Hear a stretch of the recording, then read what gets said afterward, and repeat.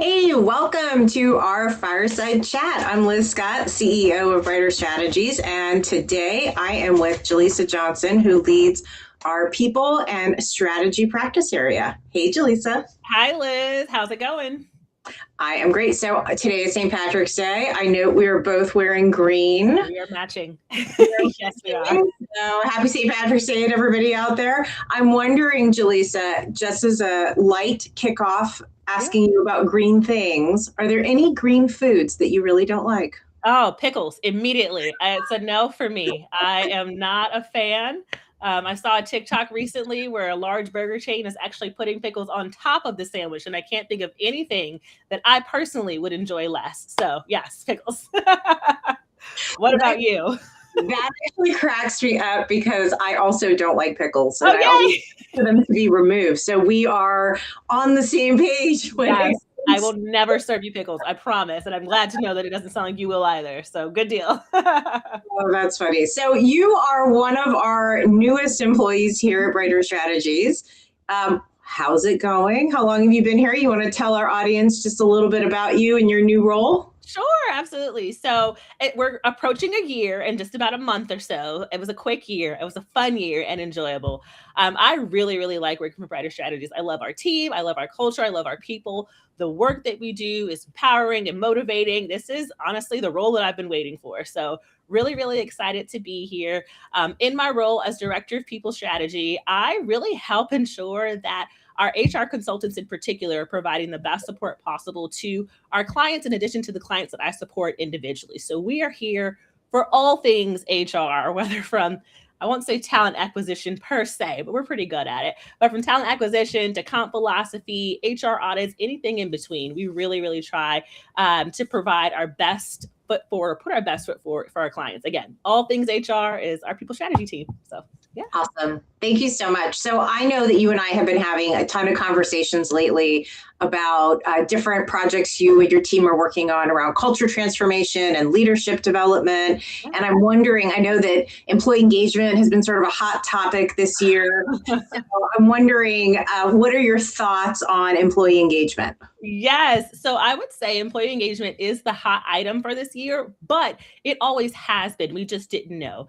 Employee engagement is one of those topics that has been, woven throughout other areas of HR. So you see employee engagement when organizations are designing their comp philosophies, or they're looking at their talent acquisition procedures, or they're looking at their benefit selection. They are inadvertently looking for what is going to motivate, what's going to encourage their employees to stay. And so I think what we're seeing this year in particular is that employee engagement is getting the spotlight, if you will, that it's always deserved, but it has always been present within the things that we're doing. So, yeah. So when clients call you now, is there something specific that you're hearing from folks? I know it's been like an evergreen, always sort of topic, but is there anything new that you're hearing from folks or anything that's prompting these new conversations that you're having? Sure. And I love your use of the word evergreen because it's St. Patrick's Day. So fantastic. Picking Um, up with that, leaders really are looking at how to retain their current staff in this environment, and they want to know what is going to keep their teams. Now, again, they've been thinking of this all along, but I think the shift in focus on employee engagement is rather than us trying to guess and decide what we think is really working for our teams, let's ask them. Now, to be fair, we've been asking all along, but how we've been measuring the ask? How are we ensuring that what our employees are saying they want, we're actually doing? What are we doing to link those two? I think that's the shift that we're seeing and why employee engagement is really a topic of discussion right now, because people are asking the questions saying, okay, what is it going to look like once we implement these things? How are we getting away from kind of the sideways conversations, if you will? Another thing that has really impacted this is the transition of our workforces. So Mhm. previously, when we were more of a hybrid or in-person work environment, we could have those informal touch points, right? The water cooler conversation, or we're in a meeting together. And so at the end of the meeting, organically, we just start talking about the workforce and, things that we want to see, et cetera. As we've moved to increasingly remote or distant environments, leaders are finding that, hey, it's a little harder to find out how my employees are feeling or about a particular initiative, et cetera. So what ways can I still get feedback from everyone at once? And that's the question that we're trying to answer this year. Yeah. I think you made some really great points here. And I think we do try to talk to people all the time, right? Like whether you're hybrid or whether you're in person, HR does a ton of stuff. We do exit interviews. We also encourage leaders to talk to folks and have those hallway conversations or those Slack conversations, Mm-hmm. a way to connect with folks. And to your point, sometimes even that plus a survey, you still don't kind of get the whole picture of what's really happening within an organization. Mm-hmm. And I feel like at least what I'm seeing now is that the stakes feel a little bit higher, right? Like than 5 years ago. And we've got such a just the talent market in the nonprofit sector is really tight right now. And so we don't want to lose really good people. Absolutely. So I'm curious, like, I'm pretty sure everyone listening has answered an employee survey at some point. And then people are kind of disappointed, right? They're like, well, I get feedback. And like, tell me from your experience, like, what is that about? Why do we fall short in some of these traditional approaches that you were just sharing? Absolutely. Well, the first thing is that I think we're all feeling a bit of survey fatigue, right? Think of the last time you bought something, and before you can walk out of the store, you're getting the request, how was your service? Or even at the kiosk, right? It's rate of 5 if you had a great experience today. Well, what happens when I give a 5, a 1, etc.? Where is this information actually going? And I think that's one of the missing links from our employment populations is yes, we're getting all this great feedback, whether it's surveys or hallway conversations or whatever mechanism that we're using. What are we doing though in a response to receiving that info? I think that's part of again that focus on employee engagement where it's taking the information but also pushing it back to employees and saying you asked, we did, or you asked and this is on hold, right? You want to be honest about where their feedback is going. And so, as we look at employee engagement from the workplace standpoint, we want to make sure that employees know what is going to happen with their feedback. I think another item of concern is, being transparent with your teams about whether or not their survey really is anonymous or not, right? I feel like once we have that established basis of this is not anonymous or it is, whatever the case may be, employees just have that comfort level and then feel like, okay, I actually do have a voice, not going into some survey void, if you will, and I'll get feedback that way. That is really powerful because I think oftentimes, and I feel this way sometimes too, like you answer a survey and then you're like, oh, okay, went to the survey graveyard. Nobody does anything with it. And then you're like, should I fill this out again? Or will they know who I am? And it creates a sense of cynicism, I think. And so to your point, if instead we're really sharing the data and then engaging staff and trying to figure out what do we do with this data, then it becomes a living, breathing thing that we feel like we're all kind of a part of. And then we know that the feedback actually matters. Exactly. Making sure that employees know you're going to do something with that feedback is important. And I think being transparent about those timelines is important as well, right? If you know that upon receipt of the survey feedback, you're going to be doing, leadership roundtables or additional touch points with teams, it's going to take, a month to 3 months, communicate that timeline and stick to that deadline so that employees know it's not just all right, I put my name on a survey. I told you I wanted hot chocolate on Fridays, but we'll see if I get it, right? Communicating and really being up to date with your teams about where that info is going and how you intend to use it. Again, there's no rule that you have to do every single thing that your employees have asked for, but letting them know you heard them and you're providing, input or feedback on their feedback is always going to go that extra mile for them.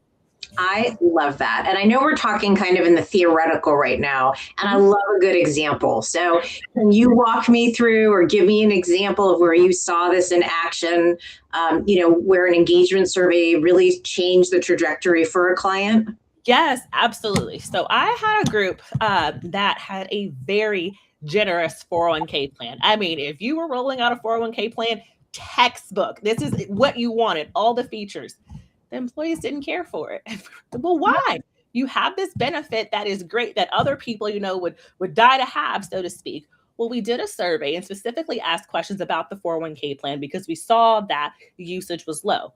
Well, we found out that in this nonprofit environment where resources financially were limited, and again, the organization made the investment on the 401k side, their employees actually could care less about their 401k and wanted to see those funds today. Again, the organization made an assumption about what employees wanted. Surely you want to plan for retirement and prepare for the future. The intent was positive. That was the goal. However, that was not the ask that those particular individuals wanted. And so the survey feedback really helps hone in on that and say, I think it's fantastic that you're, caring about my retirement. Let me do that on my own. I really would like to see those funds allocated in a different way so that I receive compensation today. Now, that same example might not apply for a different organization. Honestly, it probably won't apply for most organizations, but that's the point of the survey. You don't want to make assumptions on behalf of your team. The best way to find out is to really ask them. Again, your employees, as you just said, on the HR side, refer to documents as living, breathing things. I think we forget that our employees are living, breathing things as well, and that the items that motivate them today may be different in the future. So we could survey the same group in 5 years, and then the feedback is different, which is right. Okay, I'm ready to talk about retirement. I'm ready to think about my future. And now, yes, the 401k plan that was the best thing in the world 5 years ago really is the best thing in the world right now for me. So I hope that helped answer your question. Yeah, that's a great example. So, what I'm hearing is that a survey is a moment in time. It is an opportunity to kind of hold up a mirror so that we're not just collecting data for data's sake, but we're creating some clarity to help leaders understand what's really important to the employees and where their experiences and what they're looking for from an employer really matter. And then it gives leaders an opportunity to make some better decisions about how to support those employees. You got it. That's exactly it. Yes. Excellent. So if someone is watching us now and they're thinking, I might be interested in doing a survey, but it feels kind of daunting and, there's a lot going on here at our organization. What advice would you give? How would an organization know that they're a good fit for an engagement survey or whether they should even take one at all? Yeah, if you have employees, you are a good fit for an engagement survey because you have individuals that are worth getting information for. Now, I think the thing that we'll want to discuss and customize as we talk about your org is what questions go into your survey. As I mentioned, it's not a one size fits all approach, if you will. As we talk and learn more about your organization and what is most important to leadership as well as employees, we can design and customize those questions a little bit better to ensure that we're getting the feedback that we want. But I would say if you have an employee population, they have opinions that are worth hearing so that you know whether or not you're accurately engaging your workforce. Awesome. So you said any organization with employees is good. Is there a flip side? Is there a time when maybe it's not the right time to do an organizational survey?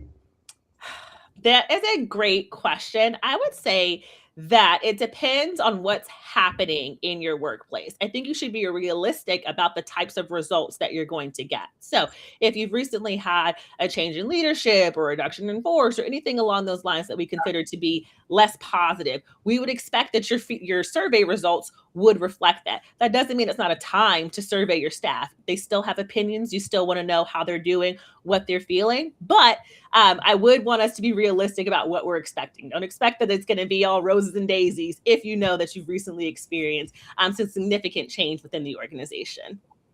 And one last question around timing. If we've done a survey, how frequently should we do a survey again?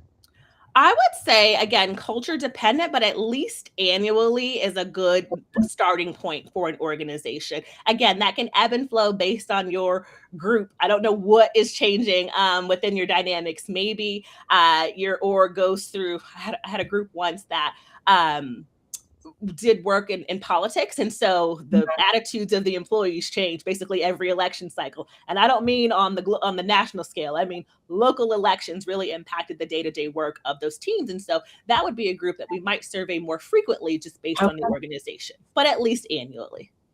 Awesome. Jalisa, this is such a great and helpful conversation. And believe it or not, because I'm reading the chat as we're chatting, and we've got people from all around the world, including somebody in Bangladesh who just made a comment. So that's pretty cool. So for folks who are watching and who want to learn more and maybe explore whether an engagement survey might be right for their organization, what are the next steps? What should they be doing? Yes, you should reach out to the Brighter Strategy so that we can talk about your organization and your needs. I think we're going to have a contact detail displayed. Yes. Okay. Sorry about that. So yes, please reach out to Brighter Strategies. We'd love to have a conversation with you and your organization about your employee engagement needs. Perfect. Well, for everyone watching, thank you so much for joining our fireside chat. We are excited. Thank you, Jalisa, for your time. Thank you. And our plan is to do this monthly and introduce a different employee and a different sort of a focus area that we have a passion. It's a little bit of a passion project for each of our employees. And so we look forward to chatting with you all monthly and bringing some insights. So subscribe so you don't miss the next one. Thank you so much, Jalisa. Thank you, Liz. Have